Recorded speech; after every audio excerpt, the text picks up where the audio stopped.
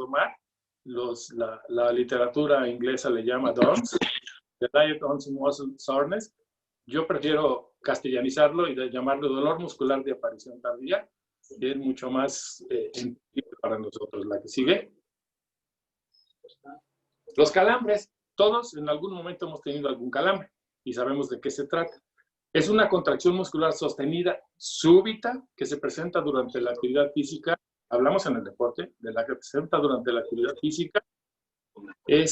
Dependiendo de su intensidad, puede ser incapacitante. De hecho, debería ser incapacitante. Hay deportistas que, aunque tengan un calambre, no quieren dejar de participar en el evento que se está llevando a cabo, bajo riesgo de un problema mayor. Pero sí, normalmente debería ser o es incapacitante. ¿La que sigue? ¿Cuáles son las causas de que se nos presente un calambre? Un entrenamiento inadecuado, fundamentalmente excesivo, un exceso de ejercicio, la fatiga, un músculo cansado, fatigado, que ya no responde al estímulo del esfuerzo que se necesita, la falta de descanso, el descanso insuficiente, que muchas veces no entienden los deportistas que la capacidad de rendimiento físico se gana durante las fases de descanso y no durante las fases de entrenamiento. El sueño insuficiente, cuando no se duerme lo suficiente, también puede generar un calambre, y la deshidratación y el desequilibrio hidroelectrolítico, que están muy asociados con este problema para que se presente. La que sigue. Se debe a alteraciones metabólicas, circulatorias o neurológicas locales, que son transitorias, principalmente por falta de nutrientes, líquidos, agua y electrolitos intracelulares. Esto en ambientes adversos, como los ambientes demasiado cálidos o demasiado fríos, también es muy frecuente. Se puede deber también a cambios ambientales severos asociados con las cargas de ejercicio que se está uno sometiendo. La que sigue. ¿Qué tratamiento le debemos dar? Bueno, principalmente es el reposo. El reposo se puede dar masaje suave hasta llegar a masaje profundo, dependiendo de la magnitud y el sitio donde se encuentre el músculo acalambrado. Estiramientos progresivos que van a ayudar a eliminar la tensión. Se tienen que reponer líquidos y tener una alimentación adecuada. Normalmente con esto debería ceder el calambre. La que sigue. Ahora, este dolor que sigue en la clasificación dolor muscular agudo es un dolor progresivo que se presenta durante el ejercicio, durante el entrenamiento. Se puede presentar al final, fundamentalmente al final de la carga de trabajo. No es incapacitante en sí, pero sí presenta serias molestias para el desempeño. Entonces, lo más adecuado es que en cuanto vaya presentándose el dolor, salir de la actividad física para que no haya mayor problema. La que sigue. Es producto del ejercicio y durante el entrenamiento y se asocia a modificaciones de la carga, sobre todo en las cargas excesivas que aumentan la intensidad, el volumen de la carga o la densidad de la misma, pueden generar este tipo de dolor al final del entrenamiento. Y esto no es continuo, sino se asocia con los cambios de la carga y sobre todo en las fases en las que se hizo el cambio y al final de la misma. Posteriormente el organismo se irá adaptando y se irán presentando menos problemas, menos molestias musculares sobre todo. ¿La que sigue? Se genera por la liberación de mediadores químicos del dolor en el músculo que trabaja debido al estímulo repetitivo del ejercicio. Entonces, si es un problema producido por el ejercicio, la que sigue, normalmente cede con el descanso. El ejercicio y los ejercicios de estiramiento, ese sería su tratamiento, descansar y hacer ejercicios de estiramiento. La que sigue, este es un gran punto de valoración para la carga de ejercicio. Si un atleta termina su trabajo de entrenamiento durante la sesión con dolor, el descanso tiene que ser suficiente para eliminar esta molestia. Al día siguiente debe presentarse su siguiente carga de trabajo sin tener ninguna sintomatología. Si vemos que el deportista continúa con sintomatología dolorosa, quiere decir que la carga está siendo alta. La carga no es la adecuada. Si el sujeto se presenta sin ninguna molestia, quiere decir que la carga es la adecuada para ese momento.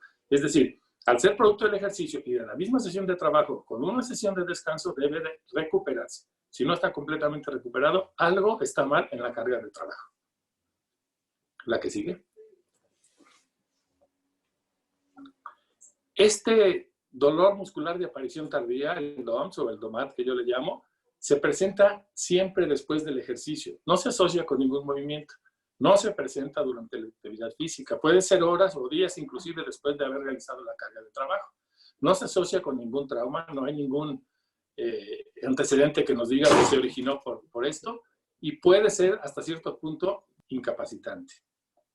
La que sigue. Y es fácilmente identificable este tipo de dolor. Es ese dolor sordo acompañado de entumecimiento, hipertonía muscular, que comúnmente se asocia con la acumulación de lactato en músculo como producto del ejercicio. Ese dolor se le presenta a los deportistas de fin de semana que durante toda la semana no hacen nada, pero el fin de semana son guerreros y se juegan 4 partidos de tenis o 2 partidos de fútbol, y al día siguiente están todos entumidos, endurecidos, su musculatura dolorosa, y no se puede ni caminar. Es la clásica robotitis que manejan por allí. Este tipo de dolor es muy frecuente en las personas que hacen ejercicio poco acostumbrado. La que sigue. Se debe al ejercicio excesivo. Personas que realizan actividad física, como les comenté, de fin de semana, que no hacen un programa de entrenamiento y que nada más hacen su ejercicio el sábado o el domingo para sentirse bien, y la verdad es que el lunes no se sienten bien. Personas no acostumbradas a la actividad física y personas entrenadas que trabajan ejercicio excéntrico, es muy frecuente que se presente. O cargas demasiado grandes también. Pero recordemos, no se asocia al momento del ejercicio, se presenta horas o días después de la actividad. ¿La que sigue? ¿Cuál es la causa principal? Bueno, tradicionalmente se ha asociado con la acumulación de lactato muscular como producto del metabolismo y la deuda de energía. Yo no le llamo deuda de oxígeno, sino deuda de energía, porque ahorita les voy a explicar por qué, pero esto es una cuestión falsa. No es el único participante en este tipo de molestia. ¿La que sigue? Vamos a recordar un poquito. Esta es la gráfica que todos conocemos de la deuda de energía, que le llamo, o de deuda de oxígeno. ¿Por qué le llamo deuda de energía? Porque realmente lo que necesitamos para reponer la energía que se perdió durante la fase inicial del ejercicio es oxígeno, para tratar de que el metabolismo acelere y recuperemos después la energía que se perdió, que debe estar acumulada. Entonces, cuando empezamos la actividad física y alcanzamos el estado estable de la actividad, donde la producción y la utilización de energía son exactamente iguales, ahí ya no aumenta la deuda de energía. Al final de la actividad física tenemos que pagar esa deuda de energía. ¿Y cómo? Con el oxígeno suplementado que se utiliza en mayor cantidad que si estuviéramos en condiciones de reposo. Esto tarda un tiempo para la remoción del lactato. A ver, la que sigue. El lactato se va acumulando dependiendo de la actividad física. Aquí tenemos una gráfica de dos corredores de diferente capacidad. Uno tiene una curva de lactato más picuda que el otro, pero el tiempo de remoción del lactato, si nos fijamos en la gráfica, es similar. Más o menos en tiempo vamos viendo cómo va reduciéndose, y parecido a las dos gráficas. La que sigue. Entonces, vamos a recordar un poquito la ultraestructura muscular. Nosotros sabemos que el músculo está compuesto por haces, el músculo ya en sí, por fascículos, por fibras y por miofibrillas. La que sigue. Aquí tenemos una imagen de una microscopía electrónica muscular. El disco, la banda Z, la banda I, son los componentes de la sarcómera. La zona H, la banda A, y la proteína M, que es la proteína que se encuentra en el centro de la banda. La que sigue. Aquí tenemos un esquema más claro de lo que sucede. Sabemos que la sarcómera va de disco Z a disco Z, y que la mitad de la banda I se encuentra ahí, y al centro se encuentra la banda A. Entonces, la que sigue. En los discos Z o la banda Z se encuentran los túbulos transversos, y también se encuentran las cisternas terminales del retículo sarcoplasmático, que es el lugar donde se almacena el calcio necesario para la contracción muscular. Entonces, la que sigue, vemos que el dolor muscular de aparición tardía, en estudios que se han hecho, produce microrupturas en el disco Z. Hay migración de leucocitos porque es un proceso inflamatorio, Hay salida de calcio de la cisterna terminal del retículo plasmático y liberación de mediadores químicos del dolor. Esto hace que se nos ponga el músculo duro y que se presenten las molestias. La que sigue. Aquí tenemos un corte comparativo de la fibra muscular intacta del lado izquierdo de su pantalla y del lado derecho tenemos el efecto producido por el ejercicio. Bueno, vemos una migración leucocitaria importante a nivel de la ruptura que se presentó en los discos o la banda Z.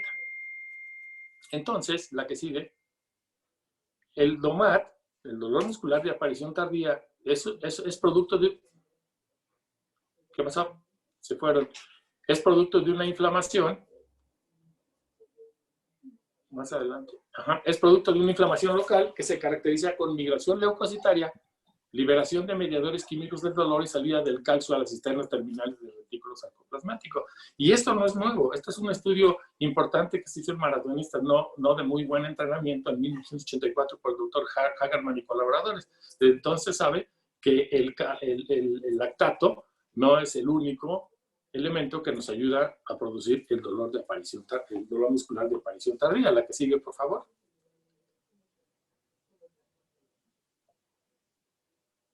Entonces el lactato ha sido calumniado. No es el único participante en este evento. La que sigue, por favor. Pero este es un primer dato de adaptación orgánica al entrenamiento físico también. Una persona que presenta dolor muscular de aparición tardía con cierta carga de trabajo, poco a poco y en forma progresiva va reduciendo el tiempo va aumentando el tiempo en que se va presentando este dato. Y con el paso del entrenamiento y la capacidad de adaptación del organismo, el dolor se va eliminando hasta que el sujeto se adaptó después de cierto tiempo de entrenamiento y ya no se presenta este tipo de dolor. Por eso se presenta en personas poco entrenadas o en personas que realizan cambios importantes, aumentando en gran parte su carga de trabajo. ¿La que sigue? ¿Cómo se trata? Bueno, primero el descanso.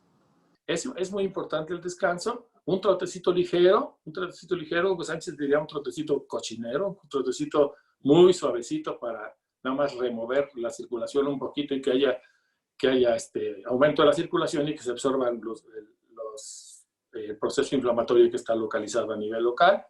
Hacer ejercicios de estiramiento, se puede dar masaje, se puede aplicar calor local, que es muy importante también para aumentar la circulación, y en el último de los casos, y si es necesario, utilización de analgésicos y antiinflamatorios, que normalmente no se necesitan, aunque en algunos casos pudiéramos utilizarlos.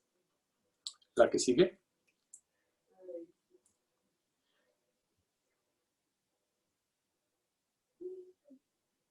Entonces, vamos a hablar ahora del dolor de origen traumático. Este es producido en el deporte, sobre todo por traumatismos directos o indirectos y lesiones por sobreuso o por abuso. En traumatismos directos, la que sigue, tenemos que en los deportes de combate es muy frecuente. En los deportes de contacto o de colisión, como el fútbol americano, y en los deportes de contacto ocasional, como el fútbol tiene unas reglas en las que se evita el contacto directo que pueda producir alguna lesión o utilizar alguna parte del cuerpo para golpear al adversario. Por eso el contacto en estos es ocasional. Muchas veces es llevado más allá de las reglas y entonces presenta la molestia. La que sigue. Por traumatismos directos tenemos las contusiones. Como todos hemos visto en algún juego de fútbol, como después de darle un golpe a un deportista, hablo de fútbol porque es el deporte en el que me desempeñé durante 25 años, después de darle un golpe a un deportista, a un futbolista, se revuelca como si le hubiera caído una bomba atómica encima, pero la verdad es que sí hay dolor en ciertos momentos y es necesario atenderlo. Se presenta también en esguinces por traumatismo directo, como vemos en esta imagen del lado izquierdo de los futbolistas, donde está haciendo un apoyo sobre el tobillo del deportista. En luxaciones, son muy frecuentes las luxaciones acromioclaviculares en el deporte, de dedos en los voleibolistas, basquetbolistas y en los porteros. Y en las fracturas también, pues es lógico que se presente el dolor en fracturas y en escoriaciones y heridas. La que sigue. Por traumatismo indirecto tenemos las lesiones musculares. Las lesiones musculares son una de las causas más frecuentes de lesión en el deporte. En todas las estadísticas de lesiones a nivel mundial, la lesión muscular ocupa el primer lugar como en orden de frecuencias. Cuando yo trabajaba en Pumas, hicimos estadísticas de lesiones y el primer lugar en todos los 20 y tantos años que hicimos las estadísticas lo ocupó lesiones musculares y sobre todo de segundo grado. Por lo regular, las lesiones de tercer grado son muy escasas y las de primero son mucho menos frecuentes. Las lesiones que preocupan son las de segundo grado. Y nos llegan precisamente porque sentí el dolor al realizar un movimiento. Recordemos que una lesión muscular se presenta durante el ejercicio y en el movimiento. Cuando hacemos el movimiento sentimos el dolor y entonces podemos y debemos sospechar una lesión muscular. Si el dolor muscular se presenta después, se va a las características anteriores que hemos mencionado. Las tendinopatías. Es muy importante mencionar que el tendón es un tejido que tiene muy poca circulación. Esa poca circulación evita a veces que el tendón se caliente lo suficiente como para la actividad física y cuando tiene un proceso inflamatorio es muy lento desinflamarse precisamente por la circulación escasa que tiene.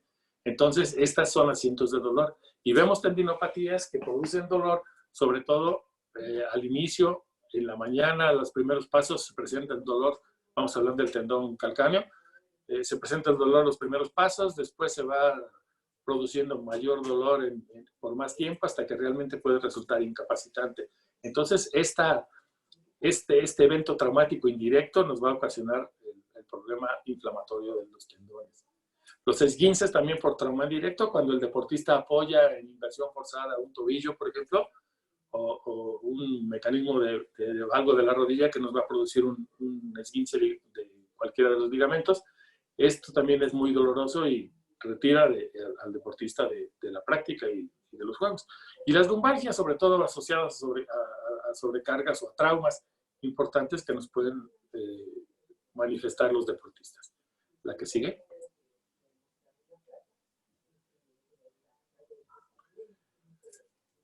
En algunas publicaciones se manifiesta que las tendinopatías normalmente son lesiones por sobreuso, son lesiones por abuso, donde el deportista muchas veces por falta de calentamiento, por mal equipo, un equipo inadecuado para la práctica deportiva, va teniendo inflamación progresiva de los tendones y esto muchas veces como no se atiende, como cuando el deportista ya está caliente, digamos, el dolor se reduce si es que tenía dolor antes de la práctica, pues se va dejando a la larga y esto ocasiona problemas a futuro bastante serios.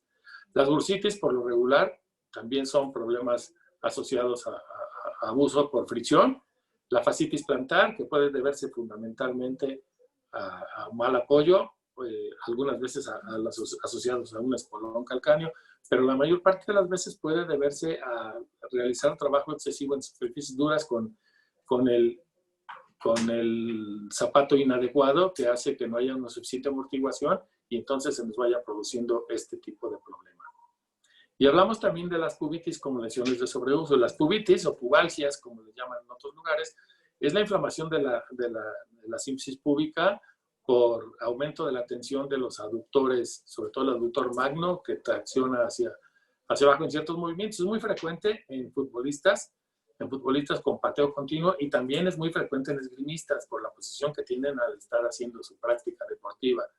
Entonces, es un problema que hay que resolver también. La que sigue. Vamos ahora a hablar del dolor crónico residual. Este puede ser por el efecto acumulativo de los años de entrenamiento, por cirugías previas que se hayan realizado a este nivel o por lesiones frecuentes y sus secuelas. La que sigue. El efecto acumulativo el dolor por efecto acumulativo, los movimientos bruscos de ciertos deportes practicados durante los años que dura una vida deportiva producen cambios estructurales y fundamentalmente a nivel articular, como vamos a ver en la que sigue, por favor. Estos cambios incluyen formación de osteofitos, lesiones condrales, osteoartrosis, fibrosis, dolor y gran limitación funcional. Si ustedes, espero que hayan visto alguna radiografía de un futbolista retirado, pero la verdad están los pies tienen una cantidad de osteofitos y una deformación importantísima ya cuando se retiran. Las rodillas de los futbolistas, no sé si ustedes han visto caminar a algún futbolista retirado ya de mucho tiempo, como su paso es muy dificultado por los cambios que tiene en la rodilla. Rodillas y tobillos son los más afectados en los futbolistas. La que sigue. Tenemos varios ejemplos de este tipo de dolor crónico. El tobillo del futbolista, por ejemplo, los que les estaba mencionando. La rodilla del saltador es un problema bastante serio, originado por problemas del tendón patelar. Esto fue escrito hace mucho tiempo por un doctor italiano. La espalda del voleibolista, después de tantos saltos y después de tantas caídas durante muchos años de practicar voleibol, hay problemas a nivel de la cuarta y quinta vértebra lumbares que producen osteofitos, y esto viene muy bien redactado en una publicación de Suros. Y la neuritis del ciático en los corredores de distancias largas. Estas neuritis son normalmente repetitivas, porque el corredor de distancias largas, cuando empieza a sentirse mejor, pues vuelve a correr haciéndolo igual, y se debe fundamentalmente a tantos impactos repetitivos durante la actividad. La que sigue. Después de una cirugía, este dolor residual también queda después de realizar operación de lesiones de meniscos, plastías ligamentarias y procesos de osteosíntesis para aliviar una fractura. Normalmente las personas, y no sé si ustedes, pero a mí en la práctica clínica, mucha gente en la práctica no me opero porque no voy a quedar bien de la rodilla. Pues no quedaría bien si no tuviera una rehabilitación adecuada, pero eso lo vamos a mencionar un poquito más adelante. Pero este tipo de lesiones a nivel de menisco, a nivel de ligamento, van a producir dolor si no se recuperan adecuadamente y completamente. Y la osteosíntesis, que muchas veces el mismo, no sé, tornillos o placas que se colocan, pueden hacer que siga presentándose dolores a ese nivel. La que sigue. Las lesiones frecuentes y sus secuelas. Una rehabilitación incompleta después de una lesión. Sabemos que las lesiones musculares pueden producirse, la lesión muscular puede producir 2 días para la recuperación. La lesión muscular, el tejido muscular se regenera o se degenera. Si el tejido muscular se regenera, produce células similares a las que había perdidas a la lesión. Si existe un buen tratamiento, no hay ningún problema. La rehabilitación completa hace que haya una recuperación adecuada. Pero en caso que haya una degeneración, se produce una fibrosis anómala, una fibrosis que va a hacer que el sujeto presente dolor permanente cuando haga cierto efecto de contracción muscular, y eso va a ocasionar que tenga limitada su capacidad de desempeño. Muchas veces este tipo de fibrosis, estas cicatrizaciones anormales terminan en cirugías. Nosotros tuvimos en Pumas un jugador que ustedes seguramente escucharon, Antonio Sancho, que tuvo una lesión muscular en un choque con Claudio Suárez en una práctica antes de irnos a un juego, precisamente a León, íbamos a ir. Le dio un rodillazo en la superficie media del muslo derecho. Antonio Sancho hizo una lesión muscular, pero él tuvo un hematoma profundo adherido al hueso que afortunadamente se pudo drenar después de un tiempo para que no nos produjera una calcificación allí. Este tipo de lesiones muchas veces sí terminan en cirugía si el dolor es permanente, y hemos sabido de futbolistas que se han tenido que operar por esto, por una fibrosis que no les permite tener un buen desempeño. La que sigue. El tratamiento lo podemos dividir en farmacológico y en no farmacológico. La que sigue.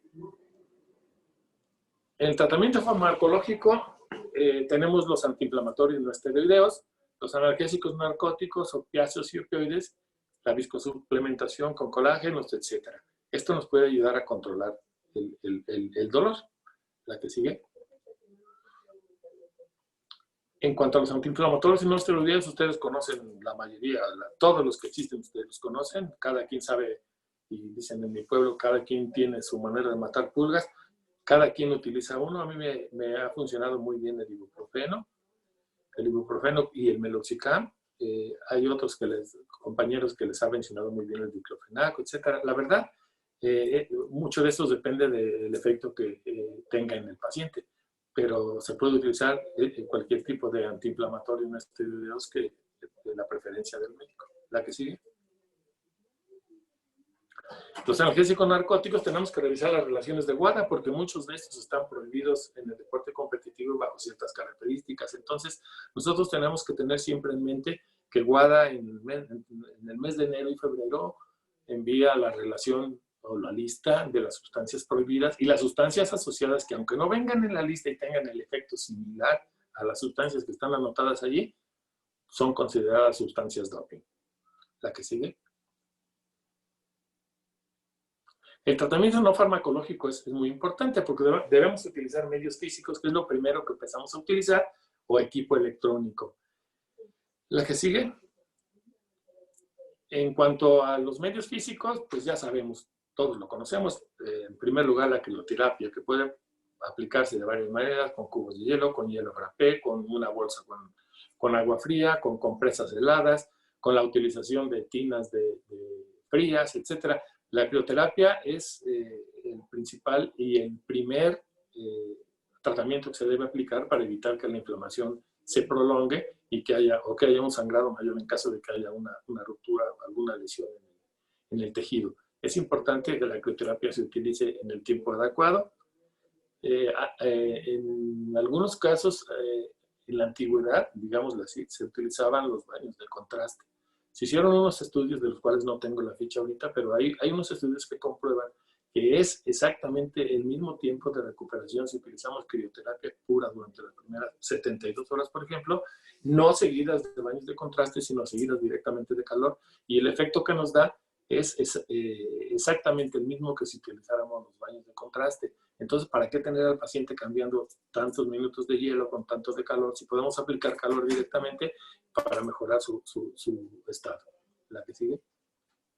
También hay que utilizar termoterapia. Se puede utilizar de diferentes maneras. Podemos con compresas, con parafina, con lámparas de calor, de rayos infrarrojos, con bolsas de agua caliente, de hecho, si no se tiene el medio, inclusive una cubeta con agua caliente y introducir ahí el segmento que se ha lastimado, si hablamos de un pie, por ejemplo. Entonces, la utilización de calor nos va a ayudar a remover lo que está produciendo la inflamación, a que aumente la circulación y esto reabsorba materiales que pueden estar ayudando a producir dolor.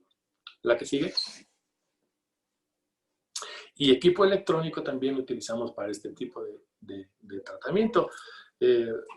Depende del equipo que se consiga, pero si vemos, por ejemplo, aquí el Interex 5002, este que está a mi derecha abajo, este equipo es un equipo analgésico que ayuda mucho. Yo lo utilizaba en Pumas al medio tiempo cuando había alguna contusión, algún traumatismo sobre superficies óseas, sobre todo, no superficies musculares porque ahí puede ser engañoso, pero a nivel de superficies óseas, y reduce el dolor en 5 minutos. Realmente eso es muy importante. Ahí hay otros como los de Compex, los de varias marcas que podemos utilizar para ayudar al dolor. Son analgésicos electrónicos que nos van a ayudar a mejorar la capacidad.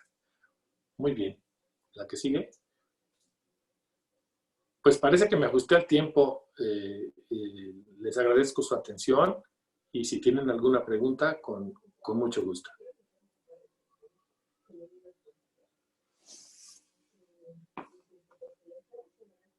Si tienen alguna duda, estamos leyéndolos en el chat de mensajes.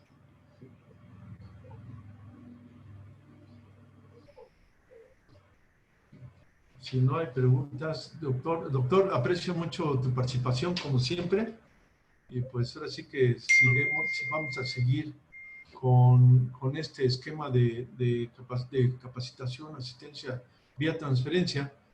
Si tenemos alguna pregunta que deseen hacerle a nuestro ponente. Pregunta Charlie Cantú. Doctor, ¿cómo ve la movilidad temprana en esguinces de segundo grado? Movilidad. Sí, es necesario empezar la movilidad temprana en rehabilitación. Esto nos facilita que haya una recuperación más pronta. Sí, de hecho, en el Congreso del Mundial de 1994 presentamos en el Congreso de los Estados Unidos del Mundial, presentamos un trabajo de rehabilitación con movilización temprana, inclusive del ligamento cruzado anterior, con un tiempo de recuperación muy acortado. Esto acorta el tiempo de recuperación. Estoy de acuerdo con la movilización temprana. Guadalupe Camacho nos pregunta, tiempo de recuperación aproximado para una lesión muscular.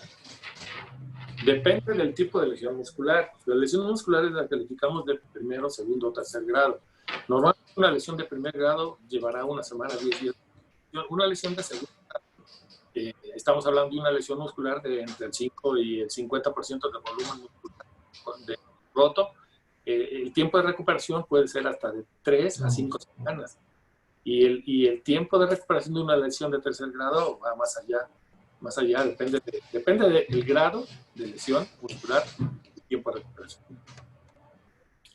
Joel nos pregunta, ¿cuál es su opinión al respecto de las infiltraciones? ¿Las recomendaría a nivel de campo? Claro que no. No. La infiltración se debe aplicar, cuando se aplica está indicada en procesos, cuando no hay una recuperación pronta, en procesos crónicos. Nunca se debe aplicar una infiltración en una lesión aguda. Esto retrasa el proceso de recuperación. Se hizo un experimento en la Universidad de Yale con ratas. Se hicieron unos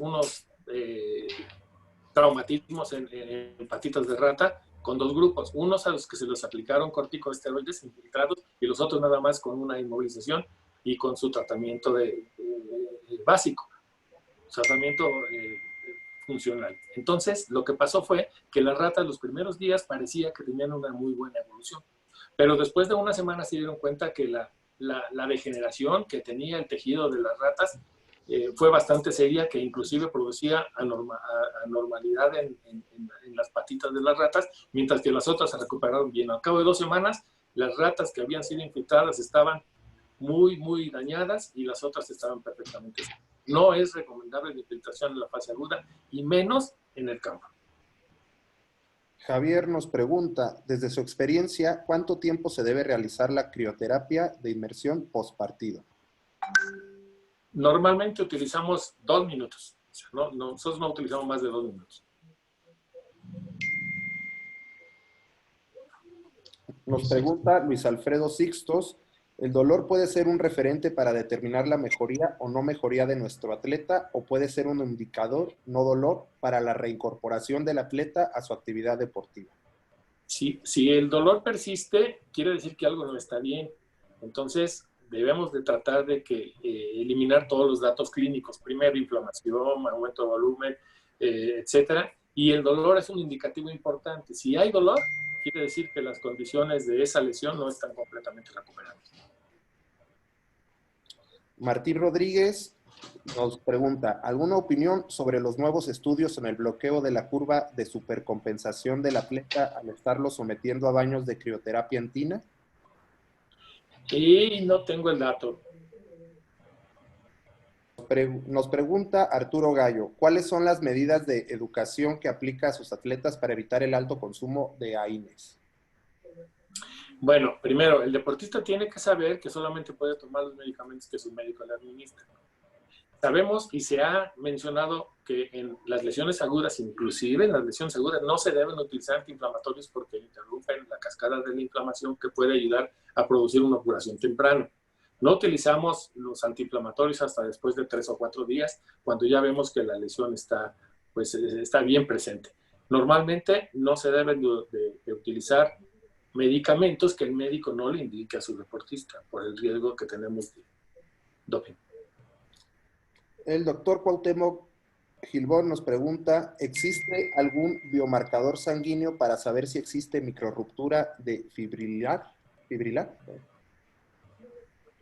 Sí existe un marcador sanguíneo de una proteína, no tengo el dato ahorita, pero sí existe un marcador que nos puede ayudar a si hay daño a nivel del tejido muscular. Claro que sí. Arturo Gallo nos pregunta, ¿qué opina de la tendencia de pasar del Price al Pace and Love en el tratamiento agudo de lesiones respecto al abandono de la crioterapia? Normalmente lo que hago es pasar del price, pasar directamente a la utilización de calor y movilidad temprana y así es como manejamos a nuestros pacientes. Es el final de las preguntas. Pues, doctores, agradezco su participación y pues más ahorita toda la serie de preguntas que le realizaron al doctor. Muchísimas gracias y seguimos el día de mañana con otro ponente, también especialista en medicina del deporte. Muchísimas gracias. Gracias a todos los asistentes y un abrazo. Cuídense mucho. Gracias, Roberto. Aprecio tu participación. Dale.